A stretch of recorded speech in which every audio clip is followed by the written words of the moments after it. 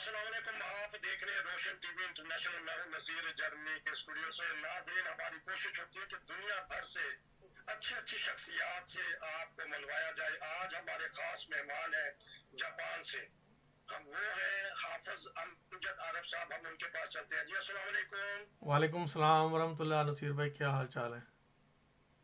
الحمدللہ. آپ اپنا سنائیں. جاپان میں کیسا موسم ہے؟ یورپ میں تو ٹھیک ہی ہے. شروع میں مائنس ہوا تھا. تو جاپان میں بھی کتنے موسم ہوتے ہیں؟ 2 3 4 پاکستان کی طرح؟ جی جاپان میں بھی 4 موسم ہوتے ہیں. موسم سرما ہے، پھر بہار ہے، پھر موسم گرما ہے، خزاں ہے. ابھی موسم سرما چل رہا ہے. تو تو مائنس ٹیمپریچر ہوتا ہے، برف باری بھی ہوتی ہے آپ کی طرف؟ جی جس علاقے میں رہتا ہوں نگویا میں، یہ جاپان کا بالکل سینٹر ہے. اور یہاں بھی کبھی کبھی مائنس ہو جاتا ہے اور برف باری بھی ہوتی ہے. اور اس سیزن کی ایک برف باری دسمبر میں ہو چکی ہوئی ہے. 24 دسمبر کو ہوئی تھی یہاں پہ برف باری پہلی. تو بعض کا یہ ہوتا ہے کہ ٹمپریچر شو اتنا نہیں ہو رہا ہوتا، لیکن اس کی جو فیل ہے وہ ہوتی ہے. ہوا کافی ٹھنڈی چلتی ہے. کیونکہ آپ سے میں نے 3 4 پروگرام کرنے ہیں. آج ہلکا سے پروگرام ہوگا. تو یہ بتائیے کہ جاپان کی ترقی کا کیا راز ہے؟ جاپان کی ترقی اگر مختلف الفاظ میں کیا جائے تو محنت اور دیانتداری. تو آپ بتائیے گا کہ کس معاملے میں دیانتداری؟ آیا انصاف کا، قانون کا تقاضا ہے، یا کیا وجہ ہے کہ یہ تو آپ نے 2 لفظ سے بتا دیے. جی تو کس بتائیے گا. دیانتداری نیچے سے لے کے اوپر تک دیانتداری ہے. کام کی دیانتداری ہے، ان کی کاروباری دیانتداری ہے. ہر لحاظ سے ایماندار. اور آپ نے خبروں میں یہ پڑھا بھی ہوگا اور سنا بھی ہوگا کہ گزشتہ کئی سالوں سے جاپان جو ہے وہ جو ان کی رینکنگ نکلتی ہے، جاپان ایمانداری میں نمبر 1 جا رہا ہے. اربوں روپیہ اگر پاؤں میں بات کریں تو جو سالانہ لوگوں کو ملتے ہیں، وہ لوگ اس کو اٹھا کے تو پولیس کو جمع کراتے ہیں. اور پولیس کوشش کرتی ہے کہ جو بھی متعلقہ فرد ہے اگر اسے مل جاتی ہے تو وہ اس فرد تک پہنچا دے. بہت. یہ تو پھر اسلامی نظام محسوس ہوتا ہے کہ اسلام کے بھی یہی کہتا ہے کہ کسی کی چیز پہ حق نہیں مارنا، جی کسی کی چیز نہیں لینی. یہ جی تو بالکل اسلامی نظام آپ نے بتایا ہوا ہے. میں تو جاپان تو نصیر صاحب آپ کو ایک اپنا پہلے بعض تو باتیں ہوتی ہیں جو خبروں میں سنی دیکھی ہوتی ہیں. میں اپنا آپ کو ایک ذاتی واقعہ بتاتا ہوں کہ کئی سال پہلے کی بات ہے کہ میرا پرس جو ہے وہ کہیں پہ گر گیا. اور اس میں میرے کارڈز بھی تھے، یہاں کا ریزیڈنٹ کارڈ بھی تھا، اور میرا ایک بزنس کارڈ بھی تھا. تو ایک دوست ہیں وہ جرمنی میں ہی وہ ان کی وفات ہوئی تھی. تو وہ میرے پاس بیٹھے ہوئے تھے. تو وہ میرے ساتھ بات طے کر رہے تھے. میں نے کہا یار اس طرح کل نقصان ہو گیا اور پرس میں کافی پیسے بھی ہیں، تو میرے لیے تو کافی مشکل ہے، اور کارڈز وغیرہ بھی ہیں. تو میں نے کہا لیکن امید ہے انشاءاللہ تعالی مجھے مل جائے گا. ابھی ہم باتیں کر رہے تھے تو باہر دروازہ ناک ہوا. تو پوسٹ مین جو ہے وہ آیا اور اس نے آ کے مجھے ایک لفافہ دیا. اس کے اوپر میرا وہ جو بزنس کارڈ یا وزٹنگ کارڈ تھا وہ اس کے اوپر کسی نے ٹیپ کے ساتھ لگایا ہوا تھا. اور وہ بائی پوسٹ میرا پرس مجھے مل گیا، اور اس میں میرے پیسے، کارڈز، ہر چیز اسی طرح موجود تھی. زبردست آپ نے واقعہ بتایا کہ کہنے والے کہتے ہیں کہ پاکستانی معاشرہ، وہاں اسلام تو ہے لیکن معاشرے میں اسلام نہیں ہے. تو آپ کو جاپان چلتا پھرتا اسلامی معاشرہ نظر آتا ہے؟ جی اگر 2 الفاظ میں بیان کیا جائے تو یہاں پہ اے، اسلام ہے، مسلمان نہیں. اور اگر یہ کلمہ پڑھ لیں، حضرت خلیفۃ مسیح رابع رحم اللہ بھی تشریف لائے تھے جب 89 میں جاپان. تو اس وقت بھی حضور نے یہی نصیحت فرمائی تھی کہ اگر جاپان میں ترقی کرنی ہے تو اپنے اخلاق جو ہے وہ جاپانیوں سے آپ کو زیادہ بلند کرنے پڑیں گے. بڑی زبردست بات کری، کیونکہ بات سے بات نکل گئی جاپان کی ترقی کی. تو اب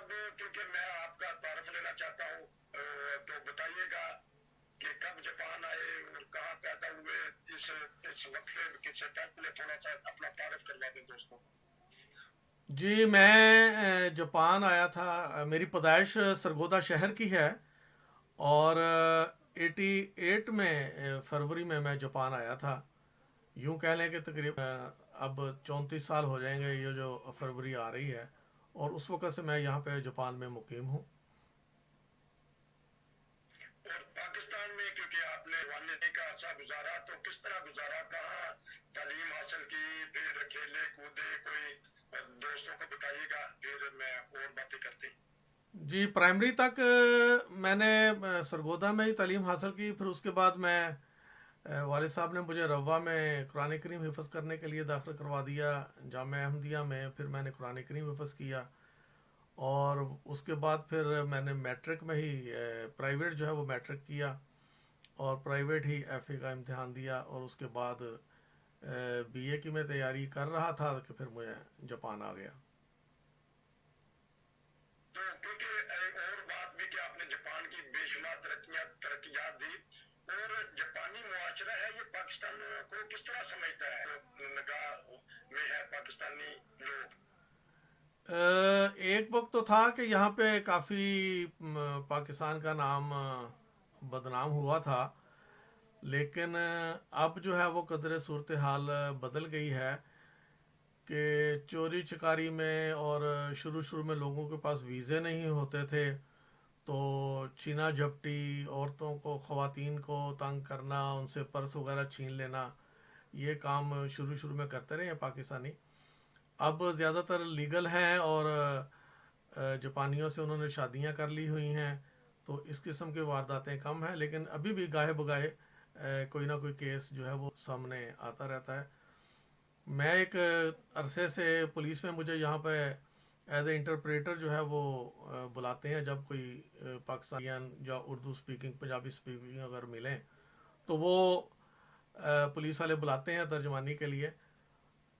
تو اب کافی ریشو بہت زیادہ تھی چوریوں میں, گاڑیاں چوری میں اور اس قسم کی دوسری وائلیشن وغیرہ میں تھے. تو اس طرح کرتے ہیں کہ وقفہ لیتے ہیں, وقفے کے بعد ناظرین ہم بہت اہم سوال پوچھیں گے کہ جاپان میں رہنے کے حقوق کیا ہے اور اسائلم دیتا ہے, اور اس کے بعد جو ویزا وغیرہ ملتا ہے یا جو نیشنلٹی ہے یا جو وہاں کی وہاں شادی کر دی جائے کسی عورت سے یا کسی مرد سے کوئی عورت شادی کرتی ہے, اس بارے میں بھی معلومات ہم لیتے ہیں ایک وقفہ, وقفے کے بعد دوبارہ.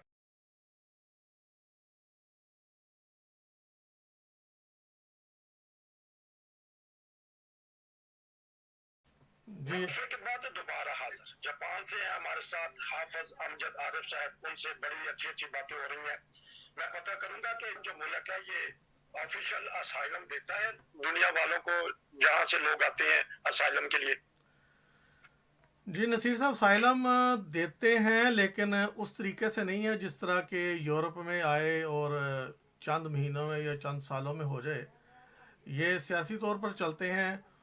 یہاں پہ مثلا کسی زمانے میں انہوں نے تھوڑے سے افغانیوں کو دیے تھے, پھر انہوں نے برما والوں کو دیے تھے جب برما میں مسائل پیدا ہوئے, اور بعد جو ہے ابھی یہ جو یوکرائن کا مسئلہ چل رہا ہے وہ چند سو یوکرائنی جو ہیں یہ خود ہی لے کر آئے ہیں, یہ نہیں ہے کہ کوئی آیا اور اس کا کیس ہو گیا. تو پاکستانی بھی کوئی دیکھیں جنہوں نے اسائلم کروایا ہے جس میں مختلف طبقات ہوتے ہیں, عیسائی بھی ہوتے ہیں, شیعہ بھی ہوتے ہیں, احمدیہ کمیونٹی سے بھی ہوتے ہیں, آیا پاکستانی بھی آ کے یہاں اسائلم کا کیس کرا لیتے ہیں؟ جی احمدی بھی کیس کرتے ہیں, اور 88 میں احمدیوں میں پہلا کیس میرا ہی ہوا تھا یہاں پہ جاپان میں, اور اس سے پہلے چند افغانی نظر آئے تھے. آپ ان کا یوں حساب لگا لیں کہ 90 میں میرا کیس 92 میں میرا کیس ایکسیپٹ ہوا تھا, اور جب سے مطلب جاپان جنگ کے بعد میرا 201 نمبر تھا جن کا کیس انہوں نے ایکسیپٹ کیا تھا احمدیوں میں. بہت خوش قسمت ہے کہ پوری دنیا سے اسائلم کے کیس لیے جنگ عظیم دوئم کے بعد جی اس میں 201واں نمبر آپ کا تھا. جی 201 نمبر میرا ہے. ابھی انہوں نے کافی سارے کیا لوگ پر لحاظ سے اب بتائیے انہوں نے دیے ہیں کچھ کافی حد تک, اور بلکہ جب میں آپ کو ایک بات میں بتا دوں کہ اللہ تعالیٰ کا فضل ہی ہوتا ہے جب میرا کیس یہاں پہ ایکسیپٹ ہوا ہے تو یہاں کے نیشنل سطح پہ جو ٹی وی وغیرہ تھے انہوں نے اس خبر کو دیا تھا کہ جاپان میں مذہبی بنیاد پہ یہ پہلا کیس ہے جو ایکسیپٹ کیا گیا. تو اس کا مطلب ہے کہ جاپانی حکومت مذہبی جو رواداری ہے اس کے حقوق کا مکمل خیال رکھتی ہے. بالکل اس قدر آزادی ہے آپ کو کہ قانون کے دائرے میں رہتے ہوئے آپ جہاں چاہیں اپنے مذہب کا پرچار کریں، جہاں چاہیں آپ جو اپنے لٹریچر تقسیم کرنا ہے تقسیم کریں، اپنے سیمینارز کرنے ہیں سیمینار کریں. کسی قسم کی گورنمنٹ کی طرف سے نہیں ہے سوائے اس کے کہ آپ ان کے رول کی وائلیشن کریں. یہ بتائیے گا کہ جو اسائلم کیس کرواتے ہیں جی تو کیا پروسیجر کار ہے؟ کوئی اگر آ کے کرواتا ہے تو کس کس مراحل، کن کن مراحل سے اس کو گزرنا پڑتا ہے؟ آیا اس کی امداد حکومت اسی وقت شروع کر دیتی ہے جب کوئی اسائلم کرواتا ہے؟ جی یورپ سے بالکل مختلف ہے جاپان. یہاں پہ جو بھی بندہ اسائلم کرتا ہے اس کو جو ہے وہ گورنمنٹ کی طرف سے کچھ نہیں ملتی، اس نے اپنے ہی خرچ پہ کرنا ہے، بلکہ ایک لمبا عرصہ کام کی بھی اجازت نہیں ہوتی.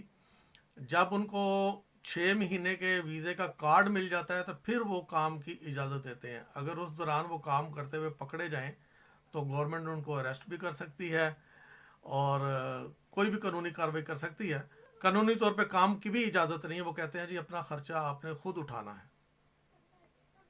تو اس کا مطلب کہ اگر آئے کوئی آدمی وہاں اسائلم کیس کروائے، 6 ماہ خود اپنا خرچہ ہر قسم کا اٹھا لے، تو 6 ماہ بعد چانس ہوتا ہے، اور کتنا چانس ہے کہ اس کو کام کی اجازت مل جائے؟ اور اگر جاپان میں کام کی اجازت مل جائے پھر تو سمجھے ڈالروں کی بارش ہو گئی. نہیں، دو باتیں ہیں. پہلی بات یہ ہے کہ 6 ماہ میں ضروری نہیں ہے کہ 6 ماہ کے بعد ان کو کارڈ مل جائے گا. میرے سامنے ایسے کیسز ہیں جن کو سال 1.5 سال کے کارڈ ملا ہے 6 مہینے کا، اور کام کی اجازت ہے. اور ان کی بارش والا بالکل کنسیپٹ جو بھی اگر کوئی بتاتا ہے تو میرے خیال میں وہ درست نہیں ہے. بڑا محنت والا کام کرنا پڑتا ہے، سوائے اس کے کوئی ایکسٹرا آرڈنری کوئی ہائی ایجوکیشن والا کوئی بندہ ہو تو اس کو اس کے حساب سے کوئی جاب وغیرہ مل جائے. ادروائز تو ڈالروں کی بارش والا کوئی حساب نہیں ہے. تو سوشل سسٹم کیسا ہے وہاں جاپانیوں کے لیے، یا جو اسائلم لینے کے لیے آتے ہیں یا غیر ملکیوں کے لیے، یا کوئی بیکاری الاؤنس؟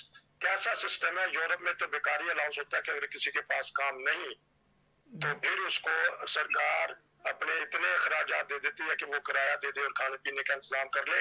جاپان میں کیا طریقہ کار ہے عام پبلک کے لیے؟ جاپان میں عام پبلک کے لیے ان کا سوشل سسٹم تو موجود ہے، لیکن اس کے لیے آپ کو نفس جو ہے وہ بجرو کرنی پڑتی ہے، اور یہ پسند نہیں کرتے جاپانی کہ کوئی سوشل ویلفیئر والا سوشل اپنا امداد وغیرہ لے ان سے نا، پسند نہیں کرتے. قانون موجود ہیں لیکن لینے والے بھی جو ہیں وہ اس طرح نہیں ہیں اور دینے والے بھی اس طرح کے نہیں ہیں.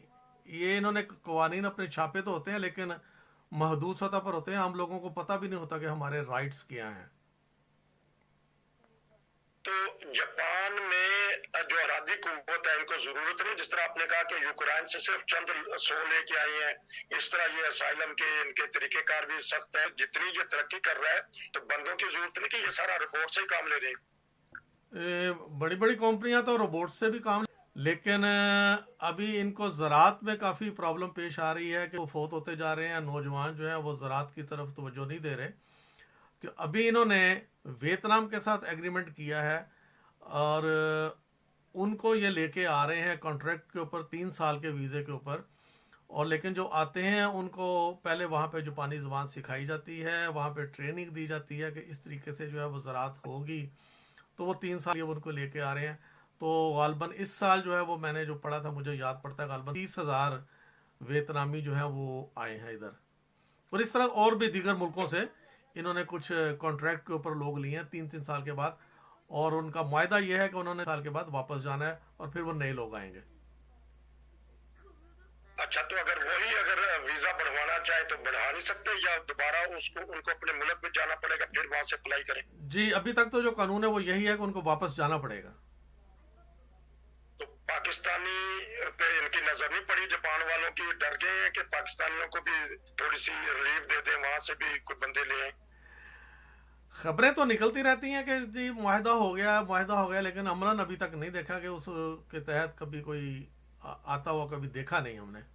خبریں وقتاً فوقتاً چلتی رہتی ہیں, ایمبیسڈر جو ہے وہ اس کی فلاں سے ملاقات ہوئی, فلاں سے ملاقات ہوئی, یہ معاہدہ طے پہ آ گیا. 2-3 سال سے یہ سن رہے ہیں لیکن ابھی تک کوئی آتا دیکھا نہیں ہے.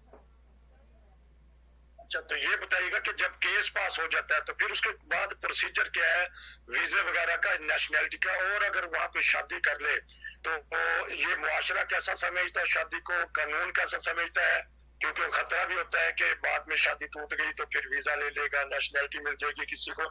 اس بارے میں تھوڑی سی رہنمائی کریں. جب کیس پاس ہو جاتا ہے تو پھر اس وقت تو فوری طور پہ آپ 3 سال کا ریزیڈنس ویزا دیتے ہیں. اس کے بعد پھر آپ نے خود ہی اپنا ان کی ریکوائرمنٹ پوری کر کے آپ نے پرماننٹ ریزیڈنس لینا ہے. اور پہلے تو نیشنلٹی کا پروسیجر کافی مشکل تھا, لیکن اب جو ہے وہ کافی ریلیکسیشن دی ہے انہوں نے, لوگ نیشنلٹیاں لے رہے ہیں اس میں. لیکن مین پرابلم لینگویج کا آتا ہے کہ انہوں نے ایک معیار رکھا ہے کہ اس حد تک آپ کو لینگویج آنی چاہیے, ریٹن بھی اور پڑھنے کا بھی وہ باقاعدہ ٹیسٹ لیتے ہیں. تو اس کے بعد وہ پھر نیشنلٹی کا پروسیجر ہے جو 6 مہینے سے 1 سال یا اس سے بھی لگ سکتا ہے. ہمارے کافی سارے لوگوں نے اب لی ہیں, نیشنلٹیاں لی ہیں. اور خاص کر شادی کے سلسلہ, جی شادی کے سلسلہ, ہاں جی بتائیے گا, بتائیے. جی شادی میں یہ ہے کہ شادی میں بھی وہ ان کا جو پرماننٹ کا جو پروسیجر ہے وہ ایک دفعہ تو پرماننٹ لیتے ہیں, ان کی جو 5 سال کی لمٹ پوری ہو جاتی ہے, 5 سال کے بعد وہ پرماننٹ کے لیے ایلیجبل ہیں. باقی پھر ڈپینڈ کرتا ہے کہ کوئی آپ کا کریمنل ایسا نہ ہو, اور ایسے کیسز بھی ہیں کہ انہوں نے پرماننٹ دے کے کینسل بھی کیے ہیں. لیکن صرف یہ وجہ نہیں ہے کہ آپ نے شادی کی ہے تو آپ کو اس بیس پہ نیشنلٹی مل جائے گی. آپ نے وہ سارے پروسیجر سے گزرنا ہے اور پھر نیشنلٹی لینی ہے جو گورنمنٹ نے مقرر کی. ناظرین, بات زبردست ہو رہی ہے. وہاں اسائلم لینے کا طریقہ کار, نیشنلٹی کا طریقہ کار, چھوٹا سا وقفہ لیتے ہیں. وقفے سے پہلے میں سوال چھوڑے جا رہا ہوں, آپ اس میں ضرور جواب دیجیے گا کہ یہ جو مشینری, گاڑیاں, موٹر سائیکل وغیرہ بناتے ہیں تو یہ جب پاکستان میں جاتی ہیں تو یہ جاپانی قوم حکومت سوچتی نہیں کہ ہم نے ہونڈا تو سیر سپاٹے کے لیے بنایا تھا, یامہا جو سیر سواری کے لیے بنایا تھا, تو پاکستانیوں نے تو چنچی رکشے بنا لیے ہیں, 10-10 سواریاں اس پر بیٹھا لی ہیں. تو یہ پاکستانی قوم ایک ایسی ہے کہ وہ کسی نہ کسی طریقے سے کوئی چیز نکال لیتی ہے. لیتے ہیں ایک وقفہ, وقفے کے بعد پھر دوبارہ یہیں سے پروگرام شروع کر.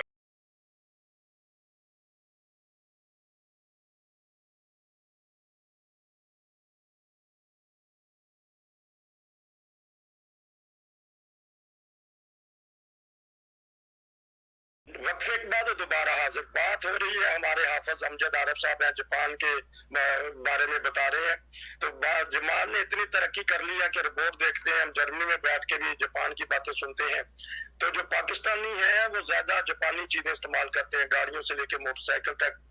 تو میں نے جس طرح پہلے پوچھا تھا آپ سے سوال کہ نکالا انہوں نے موٹر سائیکل سیر سپاٹے کے لیے, سفر کے لیے, کام پہ جانے کے لیے. تو ہمارے جو پاکستانی لوگ ہیں, عوام ہے, تو انہوں نے نئی نئی ایجادیں کرنی ہے. تو اس بارے میں بتائیے گا کہ آپ وہاں جاپان میں بھی کوئی چنچی رکشا چلتا ہے, یامہا کے پیچھے 10-10 لوگ بیٹھتے ہیں. دیکھیں یہ جو ہے نا ٹیکنالوجی یہ پاکستانیوں کے پاس ہی ہے, جاپانی تو اس کا تصور بھی نہیں کر سکتے. بلکہ یہاں پر تو اگر جو 70 cc سے اوپر والا نیچے والا موٹر سائیکل, اس پہ تو 2 بندے کے بیٹھنے کی بھی اجازت نہیں ہے, اور وہ بھی ہیلمٹ کے ساتھ. تو یہ چنچی رکشے وغیرہ جو ہے یہ خالصتاً پاکستان کی ایجاد ہے. بلکہ جاپان نے ایک دفعہ ایک پروگرام دکھایا تھا ٹی وی کے اوپر, نیشنل ٹی وی کے اوپر, کہ جو یہاں سے پرانے ٹرک جاتے ہیں پاکستان میں, اور اس ٹرک کی مالیت جو ہے وہ مثال کے طور پہ 10 لاکھ روپیہ ہے پاکستانی, اور وہاں پہ جا کے وہ جب ڈیکوریٹ ہوتا ہے اور مختلف اداکاروں اور اداکاراؤں کی تصویریں لگتی ہیں یا بعض سیاسی لوگوں کی تصویریں لگتی ہیں, تو پھر وہ بتاتے ہیں کہ اس وقت اس ٹرک کی या बस की तो वो उनका वो पैनल बैठा होता है, मुख्तलिफ प्रोग्राम होते हैं इनके हंसी मजाक है, तो वो हैरान हो जाते हैं, परेशान हो जाते हैं कि हैं ये ट्रक जो जापान में 5 लाख रुपए का है या 10 लाख रुपए का है, इस वक्त पाकिस्तान में जाके ये 50 लाख का या 1 करोड़ का बना हुआ है। तो जापान में ऐसा तस्वर भी नहीं है कि इस किस्म की जो चीज़ है वो करें, बल्कि यहाँ पर तो गाड़ियों में जो आपने वो थोड़ी बहुत तब्दीली वगैरह करनी है, तो जब आप उसको करवाने के लिए जाएंगे, जिस तरह बाद मुल्कों में कहते हैं, पाकिस्तान में कहते हैं कि इसके टोकन लगवाने हैं, तो वो गाड़ी आपकी क्लियर ही नहीं होगी उस वक्त तक जब तक आप उसको बकायदा रजिस्टर नहीं करवा लेंगे। तो ये चीज़ जापान में नहीं है, तस्वर भी नहीं है जापानियों का, बल्कि वो प्रोग्रामों में देख के हंसते हैं कि ये क्या कर दिया इन्होंने मोटरसाइकिल का। बल्कि इवन के मैं खुद जब एक देर के बाद पाकिस्तान गया, पहली दफ़ा जब मैं तकरीबन 7 साल के बाद गया था, तो मैं खुद ये चिंचियाँ देख के हैरान हो गया था कि ये क्या अजीब बात है, क्योंकि उस वक्त मैं खुद भी जापान में मोटरसाइकिल चलाता था। तो बड़ी ये हैरत अंगेज इजाद है पाकिस्तानियों की। बात यही हो रही है, तो ये बताइएगा कि ट्रैफिक का निजाम जो है पाकिस्तान में, अभी कल ही मुझे किसी ने वीडियो क्लिप भेजा है सरकोदा रोड का, एम्बेसी बोर्ड का, तो समझ ही नहीं आ रहा था, इतनी धुंध है, इतनी ट्रैफिक है। तो जापान वाले अगर जब जाते होंगे वहां देखते होंगे कि हमारी गाड़ियां इस सड़क पे चलती हैं, टोए टिब्बे खड्डे हैं, तो क्या करते होंगे? एक तो ये सवाल है। दूसरा सवाल मैं कर दूं कि तालिब इल्मों का क्या स्कोप है और बच्चों के मसाइल जो जापान में है, तो इस छोटे से वक्फे में ये बता दीजिएगा। वैसे जिस तरह मैंने बताया कि सड़कों का क्या पोजीशन है जापान की? सड़कें यहाँ की इतनी साफ हैं और ट्रैफिक ज़बरदस्त है कि चंद साल पहले हमारे इंग्लैंड से मेहमान आए और वो दुनिया फिरी हुई थी उन्होंने, और वो हैरान हो गए थे कि यार इतनी मसलन सफाई और इतना डिसिल के यहाँ की जो पब्लिक टॉयलेट्स थी, तो देख के उन्होंने ये कमेंट्स किए कि इंग्लैंड के 4 स्टार होटलों की टॉयलेट्स इतनी साफ़ नहीं है जहाँ पे जितनी यहाँ की जो मोटरवे के ऊपर जो आम पब्लिक की जो के लिए टॉयलेट्स वगैरह होती हैं। तो ट्रैफिक का निज़ाम बहुत ज़बरदस्त है। सिग्नल ना होना का तो तस्वर ही नहीं है। किसी ने शाज़ो नाज़र या किसी ने कानून को नहीं तोड़ना। सिग्नल रेड है तो उसने खड़े हो जाना है, ग्रीन है तो उसने चल पड़ना है। और पैदल चलने वालों के जो राइट्स हैं, बाइसिकल वालों के जो राइट्स हैं, वो इतने ज़बरदस्त हैं कि हर गाड़ी चलाने वाला जो है वो खुद मुहतात होता है कि मैंने बचाना है। साइकिल वाले ने पैदल चलने वाले को बचाना है, मोटरसाइकिल वाले ने साइकिल वाले को बचाना है, गाड़ी वाले ने मोटरसाइकिल वाले को भी बचाना है, और साइकिल वाले को बचाना है। उसका जुर्म ज़्यादा है, इतनी बड़ी सवारी है, उसका जुर्म ज़्यादा है, चाहे कसूर दूसरे का भी हो। तो इस तरह करते हैं, क्योंकि प्रोग्राम लंबा हो गया, कि अहम जो मैंने पॉइंट उठाए नेक्स्ट प्रोग्राम में आपसे पता करेंगे वहाँ जो स्टूडेंट है उनके मसाइल क्या है, आया पाकिस्तानी स्टूडेंट वहाँ आते हैं, और दूसरा बच्चों की तालीम के मसाइल के बारे में हम अगले प्रोग्राम में डिस्कस करेंगे, क्योंकि वो लंबा प्रोग्राम हो जाएगा। तो आपने बहुत अच्छी मालूमात दी जापानी मुआशरे के बारे में, जापान की तरक्की के बारे में। हाफिज साहब, इंशाल्लाह हम आपसे एक और प्रोग्राम करेंगे, उसमें आप बताएंगे, और आपसे एक और प्रोग्राम करेंगे जिसमें आप ईमान फरोज वाक़यात अपने वालिदैन के, अपने आबा अजदा के बताएंगे। नाज़रीन, ये थे हमारे हाफिज अमजद आरिफ साहब जापान से।